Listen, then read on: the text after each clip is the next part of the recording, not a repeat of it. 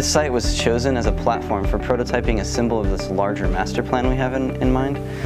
And basically, if you take a look at Barrio Logan, you can kind of see there's this huge area where there's a waterfront, then you have residential, then you have the freeway. And what happens is in this industrial zone, it creates this huge spatial wall that blocks people off from access to the water. And so this is something we're trying to address with this project.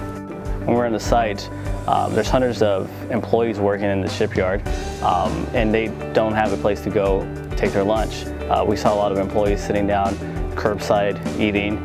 We saw a lot of residents walking out and about and having nowhere to really have a lunch or have a conversation or sit down or enjoy the outside scenery. One of the inspirations for our design was actually an aspect of the site. It's located next to a shipyard. There's an interesting way, the way they construct ships. They basically use this rib system. It's like a skeletal structure system that maximizes the material for the structural capacity. And so you have this kind of rib system that kind of outlines this profile. And so we were kind of looking towards that idea as an inspiration for our design, using these different rib systems, and it kind of outlines this profile of the lunch area that we're considering. We were really considering the human proportion and the human body in the process of designing these units, and it was important for us to make it comfortable to people to see there and to be there. The one advantage of the site is that it has a lot of urban resources. We could use this infrastructure that's located throughout the site and really capitalize. So we decided to use the light pole. The light pole has a utilitarian position where it just shines lights underneath. So we wanted to have this installation kind of cling off of that, and now the light pole will act as a secondary component, more of a structural, and at the same time providing the light. So we were thinking about this larger master plan, but we decided to intervene at a scale that we can approach.